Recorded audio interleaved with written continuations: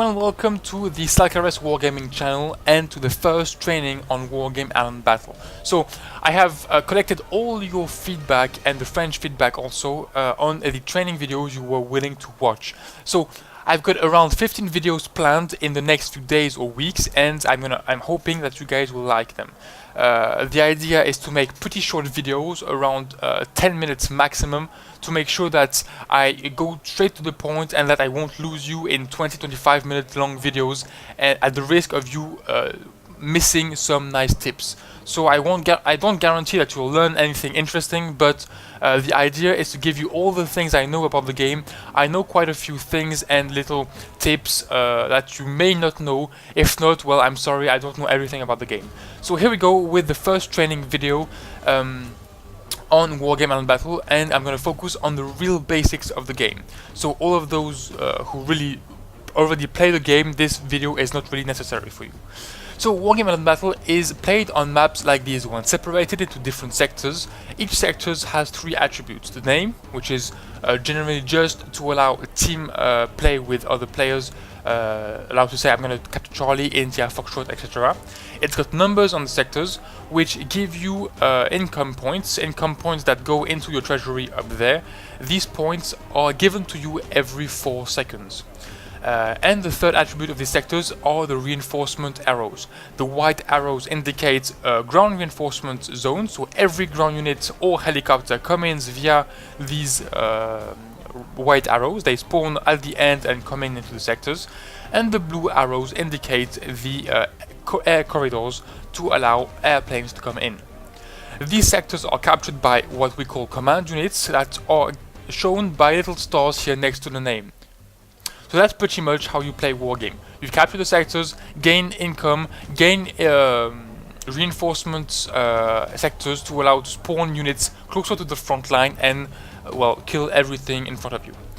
Now, we are now in the deployment phase of the game. You've got 2 phases in the game. The deployment phase that lasts as long as no one clicks on the launch battle. Once the launch battle has been clicked, there is a little timer that will start and count down until the start of the game. The deployment phase is where you spend as much points as you want in units. So you've got different categories of units: logistics, that regroup supply units and commanders. As you can see here, I've got 2 types of commanders. Recon units, infantry, vehicle and helicopter, which I don't have yet in this deck. Tanks, infantry, support, which is anti-air and artillery, vehicle, helicopter and air units. So deploying units is pretty easy. You click on a unit you want, like a commander, and put it on the ground. The unit is positioned in the area and its cost is deduced from your total treasury. You can deploy several units of the same type, like let's say an AMX-10 RCSB, and by clicking shift you can put it multiple times on the ground. If you want to create squads, you can click on control and the units, put it on the ground, and you've got 4 AMX-10 RC on the ground. These squads are quite useful to reduce the amount of micro you need to control all your units, and they have a small morale boost when they are in squads, so it's pretty nice. I can deploy also infantry squads and air units. Air units work in a little different way. When you click on them, when you buy them, you don't put them on the ground, obviously. They go into an airport panel over here. And as you can see, you've got a maximum of 9 air units in the airport panel. So if you've got a lot of air units in your deck, please be careful when you purchase them. If you purchase 9 units, you won't be able to call in any more air units until you lose one of these. So that means that if you want to react to an enemy strategy and want to buy a plane, you won't be able to if you already have 9 planes in your deck. So that's pretty much it for the deployment phase.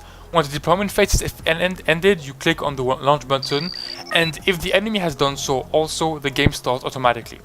Then you can start moving your units. For example, I send my command vehicle onto Juliet to capture another reinforcement zone. While the commander goes there, I'm going to speak a bit about the town mechanics. So in this game, the towns are separated into different sectors, different areas. As you can see, they are shown by the white outlines over here. This show the different sectors that can be captured by infantry units and infantry alone. So for example here, I've got one white sector around this industrial complex, and I've got my infantry in transport. If I unload it with the U button, well, this unnode here, the infantry unloads, and being on the sector, it automatically captures it. The goal of these sectors is to facilitate the management of units in the cities. Instead of having infantry units going from block to block, you can have them going from sector to sector. Once you've got infantry squads in one sector, they'll be able to see everything around it and be able to shoot everything around it. Units will move automatically in the sector to get to the best firing position and shoot at incoming vehicles or tanks or airplanes or anything you want. This allows a better micro of your units and a better, management of your infantry squads at a high level. Even at this level, you can see what kind of units, what kind of units you've got in which sector, which is pretty nice. So now, the last thing I wanted to talk about is the reinforcements. You've got first the airplanes, as I talked about. You first have to buy them, and then you call them in. Just click on your unit and right click on the ground to send a move order. The Jaguar A here is coming in instantly from the air corridor into the battlefield.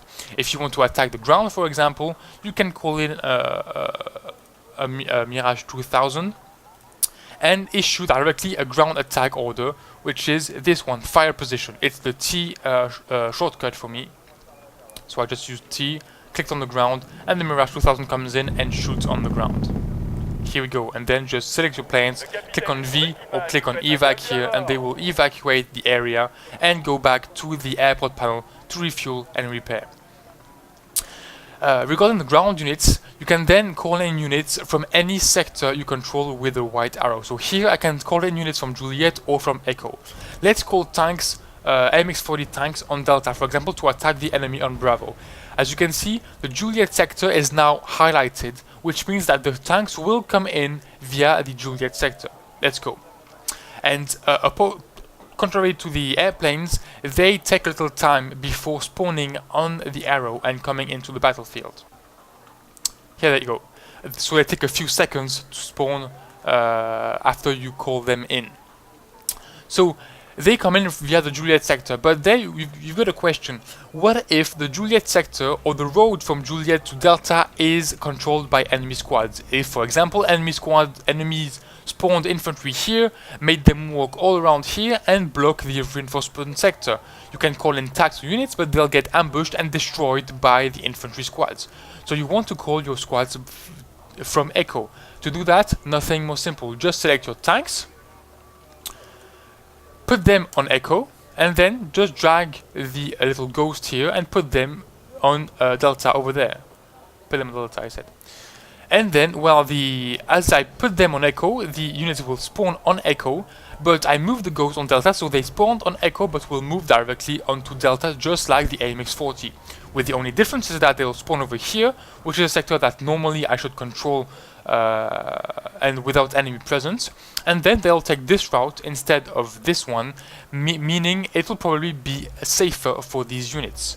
So the units automatically spawn from the nearest sector, but if you want to choose a sector which is a little safer, then just put it on this sector and drag and drop your ghost to the desired position.